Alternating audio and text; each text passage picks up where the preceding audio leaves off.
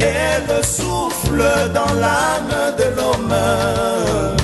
Elle est plus forte que les Écritures.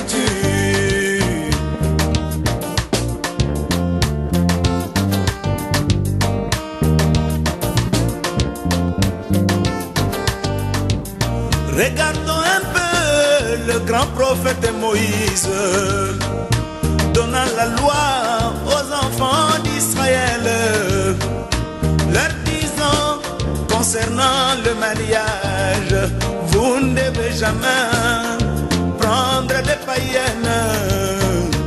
Mais lui-même se maria à une païenne.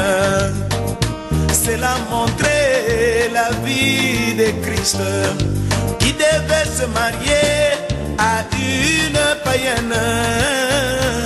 L'inspiration, c'est le monde de Dieu. Elle vient de la voûte céleste et elle souffle dans l'âme de l'homme. Elle est plus forte que les Écritures.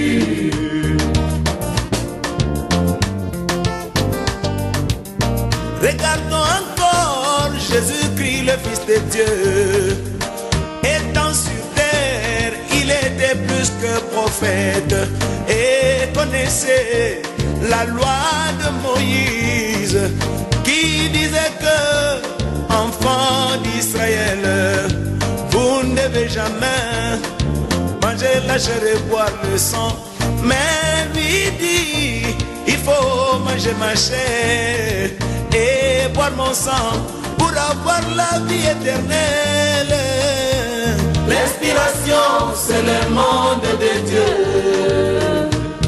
Elle vient de la voûte céleste et elle souffle dans l'âme de l'homme. Elle est plus forte que les Écritures.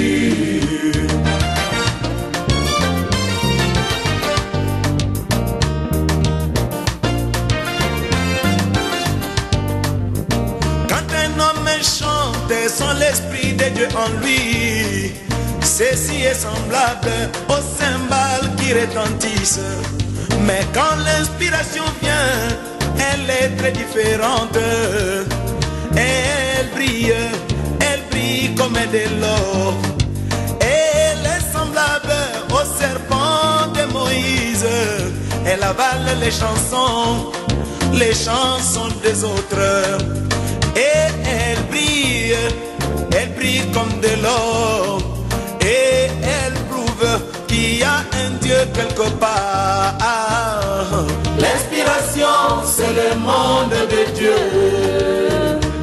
Elle vient de la voûte céleste et elle souffle dans l'âme de l'homme.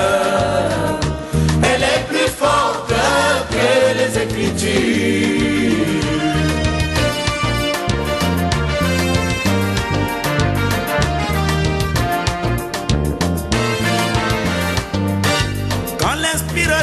Vient au peuple de Dieu, elle fait dresser les cheveux, elle fait pousser des cris, elle fait dire Amen et Alléluia.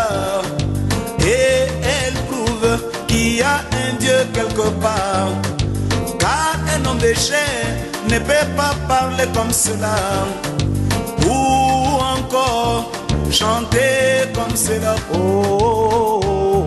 L'inspiration, c'est le monde de Dieu.